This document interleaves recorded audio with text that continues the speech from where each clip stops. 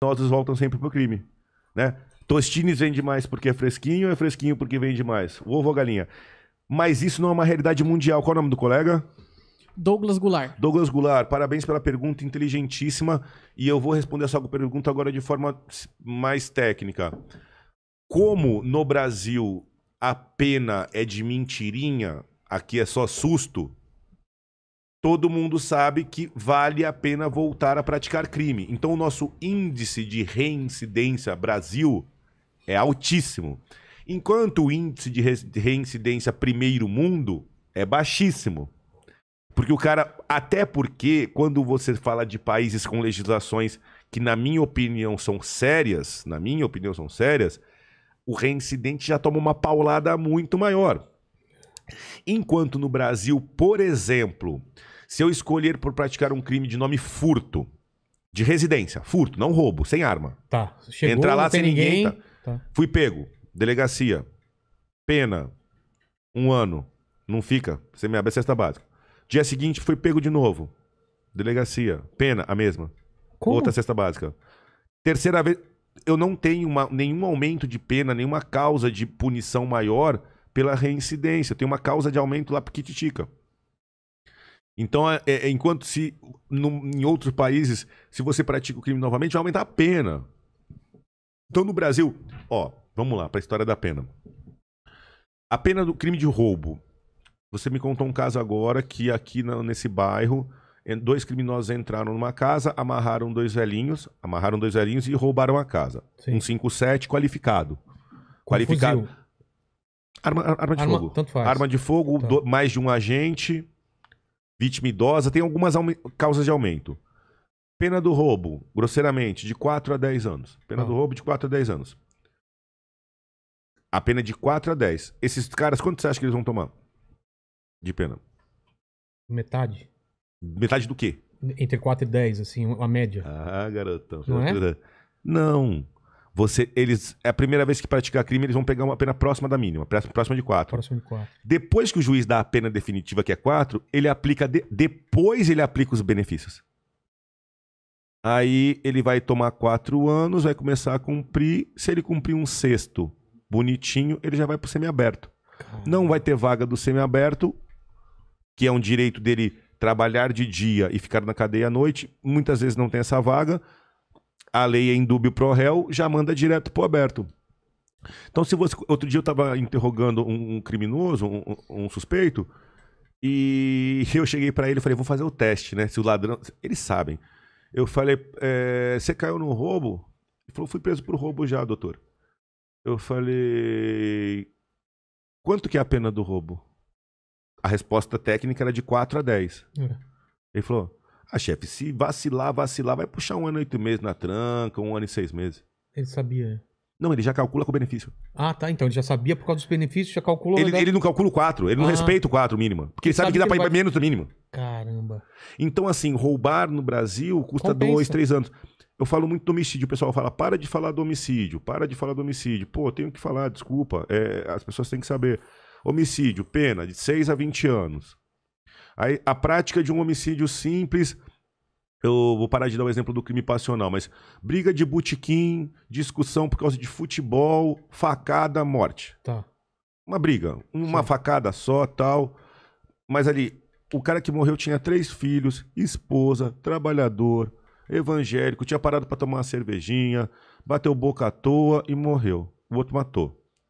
Pena de 6 a 20. O cara também, o outro, trabalhador, tal. Vai tomar a mínima de 6, tomou a mínima de 7. O crime não é hediondo, é um homicídio simples. Vai aplicar o benefício de um sexto. Ele vai ficar preso 2 anos. Então, assim, no Brasil, dependendo do homicídio, a vida de uma pessoa pode custar 3 aninhos. Em outros países do primeiro mundo, via de regra, a vida de uma pessoa custa perpétua, A própria vida injeção dela. letal, ou no mínimo 30. Porque 30 de ponta a ponta, eu gosto do ponta a ponta, né? 30 de ponta a ponta é um estrago que o cara entra na cadeia com 20 e sai com 50. Você consegue imaginar você ter passado agora, por exemplo, dos seus 20 anos até os 35 preso? Perder nascimento de filho. Tudo. perder tudo. Pega o trecho da sua vida, um momento, ó, pega o espaço 20 anos, 35, Nossa, 20, 50 anos. Então, É uma decisão que o cara tem que tomar na hora que ele pensa. Beleza, então vamos voltar lá no boteco? É. Se todos os cidadãos do país soubessem, tivessem certeza que se ele tirar a vida de um outro cidadão é perpétua. Ou 30 anos. Ou vai, 30 de ponta a anos. ponta. Ele dava facada? Claro que não. Ou pelo menos, a não ser que ele estivesse muito fora de si. Eu faço né? uma brincadeira, o pessoal briga comigo. Eu faço uma brincadeira, aí eu vou pro passional. Que se o cara souber que é perpétua e ele chegar e pegar, ou a mulher pegar o companheiro traindo na cama, se ele souber que é perpétua, é capaz de falar: para o que tá fazendo agora, acabou o relacionamento. Valeu. Entendeu? É. Mas não mata. Nem, ele segura até aquele ímpeto do passional, porque ele fala: se eu matar os dois, eu tô morrendo junto. Claro. Acabei com a minha vida também. Porque você vê isso em vários filmes nos Estados Unidos, o cara saindo depois, o filho já tá crescido, né, já Isso. perdeu a vida. Perdeu a vida. Perdeu a vida. Aí a gente volta na pergunta do amigo: tem muita reincidência lá? Claro que não, né? Não, porque as pessoas temem a lei. As pessoas temem a força do Estado. As pessoas sabem que a pena é efetiva, que existe cumprimento da pena, que a pena não é um susto. Porque eu não me conformo de você falar assim: a pena é de 4 a 10 e saber que o cara ficou 2. Eu falei: esse 4 não era mínimo? É. Pra que escreve Então não mínimo? era mínimo. Então não é mínimo. É. O mínimo é mínimo. Se o mínimo é 4, como é que fica 2? Não, e eu acho que todo mundo aqui concorda que o preso ele tem direito e o Estado tem dever de tentar recuperar esse cara. Agora, se ele não paga a pena devida, eu acho que já começou errado. Sem ele já dúvida. sabe que aquilo compensou. Exato. Entendeu? Porque se ele claro, a cela tem que ser uma cela que tem espaço, que ele tenha comida, que tenha não sei o que, tal, tudo isso digno. Porque senão ele volta pior. Agora, cara, você premiar o cara com várias... Você vê que você perdeu sua mulher ou seu filho num assassinato e vê que esse cara em 4 anos, ou 3 anos, ou 2 anos, tá livre, gera uma revolta muito grande, Muito entendeu? pesado. É. Muito pesada. Então é isso. Então, Isso quando é preso, né? Aí eu volto. Por isso que eu falei que é pergunta inteligente. Ele me deu a oportunidade de mostrar que eu entendo, eu, como estudioso do direito, entendo Que a reincidência no Brasil é alta porque as pessoas sabem que a pena não é efetiva. Sabem que eles vão sempre ter uma pena, via de regra, abaixo da mínima. Então dá pra aguentar um pouquinho lá na cadeia e tentar outra depois. E uma pergunta técnica. Pois não. Quando que você pode atirar? Por exemplo, No Brasil, só pra defender a sua própria vida. Por exemplo, num filme ou em vídeos da polícia americana, você vê que se o cara pediu pra virar, pediu pra fazer não sei o que, ele fez qualquer movimento, já atirou no cara. E aqui, se você faz isso, você é escorraçado. Pau em você, né? É. Por que essa diferença? Talvez pela mentalidade desenvolvida ao longo de anos. Uma mentalidade... Deixa eu ver, me colocar bem. Vou dar um exemplo. Assim, os americanos, eles são muito a favor do Estado. O Estado tem que ser muito forte, as pessoas têm que temer o Estado. Eu gosto de dar sempre, eu vou insistir no exemplo do deputado. É o deputado House of Cards, né? O deputado federal bêbado americano e o deputado federal bêbado brasileiro. Sabe a diferença do que acontece lá e aqui? Só pra completar. Simples. Não, mas o que o cara fala quando ele é parado lá e quando é parado aqui. Lá, o que o deputado federal americano fala? Não, o que o policial fala. O cara fala: eu sou deputado federal, ele fala assim... aqui não, aqui ele fala: você sabe com quem que você tá falando. Isso. E lá, o cara não se importa, né? Tipo, lá é quem você pensa que você é. Tipo, eu sou deputado. Fala: e daí? Eu sou policial, não é? Essa diferença? Aqui você sabe com quem você tá falando? Tipo, abaixa sua bola. Lá o policial fala pra ele assim, ele fala: eu sou deputado, ele fala assim: quem você pensa que você é? Daí. E por que o policial fala isso? Porque ele tem respaldo do Estado. Porque ele é o população. Estado. Ele é o Estado. Eu não sou Mas aqui também não é Estado? Então. Mas aqui a gente tem uma mentalidade que mas não é. Mas não, entendeu? O Estado não se impõe com tanta força. Logo você dá espaço pra essas coisas. Então, quando que você pode atirar? Só quando ele sacar a arma?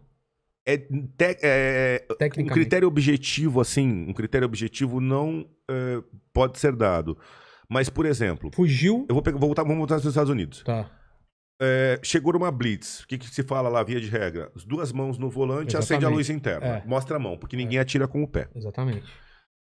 Se seu guarda, eu quero pegar não sei o que no guarda... Se o cara tá enquadrando e o cara abaixar ou mexer a mão tal, e o policial atirar, pegar a filmagem, falar, ele ofereceu risco. Tá. Ele mexeu a mão.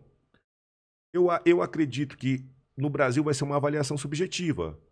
Porque fala assim, o cara tá aqui. Você imagina no Brasil, tá? Tá. Eu vou melhorar, calma. Tá bom. Vamos no Brasil. Você tá lá, você tá assistindo a cena, Vilela. Você tá parado no comando tomando multa. Comando noturno. Veio outro carro, parou, acendeu a luz interna. Você tá olhando lá o cara parado. Tá. Aí o policial tá verbalizando com ele, com a arma de fora do carro, e ele com a mão no volante, certinho. Certo. Aí, de repente, ele pega e abaixa as mãos. Só abaixa, não abaixa e se mexe, mas ele abaixa as duas mãos. O policial olha e fala, mão no volante. Ele fala, o quê? O policial dá um tiro. O que você ia achar? Você ia achar o que dessa cena que eu falei? Por que ele deu um tiro? Você ia achar isso? Claro. Você não ia achar que ele tem que dar um tiro mesmo porque ele tirou a mão do volante? Mas sei lá, né, cara? Mentalidade diferente a nossa. No fundo. Eu acho que no fundo eu ficaria... Fala, cara, eu não sei se esse cara ia pegar uma arma lá também. Eu acredito que a mentalidade brasileira foi assim, pô, tinha necessidade de atirar só porque ele tirou a mão do volante? Pô, conversa mais um pouco. Principalmente depois de investigação. Porque se acha arma, todo mundo fala, não, o cara tinha arma. Já foi. Mas se não acha arma... Não acha nada. Mas e... Pô, atirou só porque o cara tirou a mão do volante. Porra, mas e se, né, se ele tira e... Mas se nos Estados Unidos você tirar a mão do volante e atentar contra a vida do policial. Porque ele pode atentar contra o Estado. Agora, eu acho que é muito subjetivo. É sutil, né? É muito... Isso. Então, eu não consigo te falar a hora que saca ou não. Mas você deu voz de prisão e o cara correu, você não pode atirar nas costas. Ou na perna para imobilizar. Não existe uma regra. Não existe ou se ele uma estiver regra. armado, mas correndo. Fugindo de você. Não existe uma regra, mas eu acredito que a maioria dos policiais do Brasil preferem optar por atirar nos membros inferiores primeiro para neutralizar. E se não conseguirem neutralizar atirando nos membros inferiores, eu acho que a grande maioria dos policiais preferem não atirar pelas costas, porque pode ser avaliado como uma execução. Tá. Pode ser avaliado como uma defesa, porque assim, o policial tomou o cara atirou no policial, virou as costas e correu. Aí o policial dá um tiro de volta e acerta nas costas do cara. Pô, tá se defendendo, tá no meio da agressão.